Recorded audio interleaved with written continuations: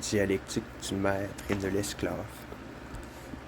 La dialectique du maître et de l'esclave, en allemand Herrschaft und Knechtschaft, renvoie à un passage célèbre de la phénoménologie de l'esprit de Wilhelm Friedrich Hegel, dans lequel le philosophe explore l'instabilité essentielle de la relation de domination du maître à son esclave.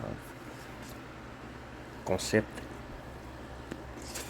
Hegel définit l'esclave comme celui qui, par son travail, transforme la nature.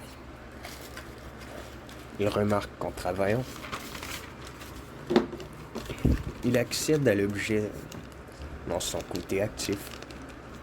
Le maître, qui pour sa part ne travaille pas mais fait réaliser, fit immédiatement dans la jouissance de l'objet consommable. Il ne connaît que son aspect passif. Il apparaît que l'esclave, travaillant, réalisant à transformer le monde humain, se transforme lui-même et revendique son autonomie au monde naturel dans sa transformation humaine du monde.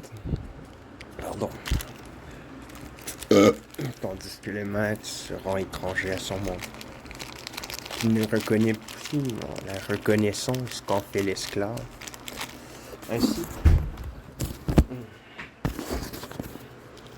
l'esclave, s'appuyant sur le produit de son travail, peut renverser un rapport de domination pour se retrouver dans l'accomplissement du monde humain, l'égalité.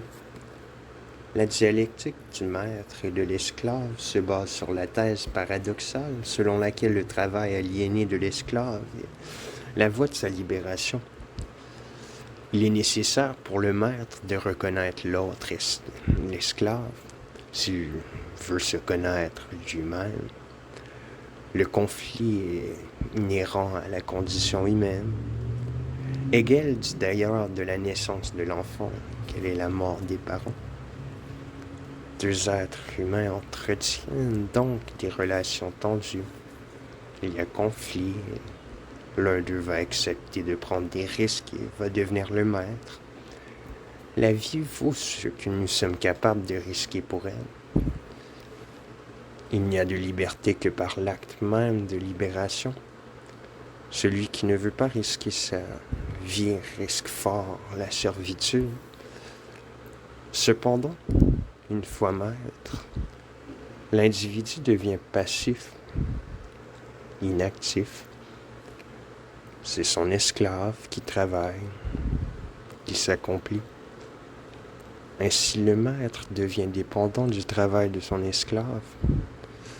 Il devient l'esclave de son esclave, car c'est en travaillant qu'on atteint la liberté.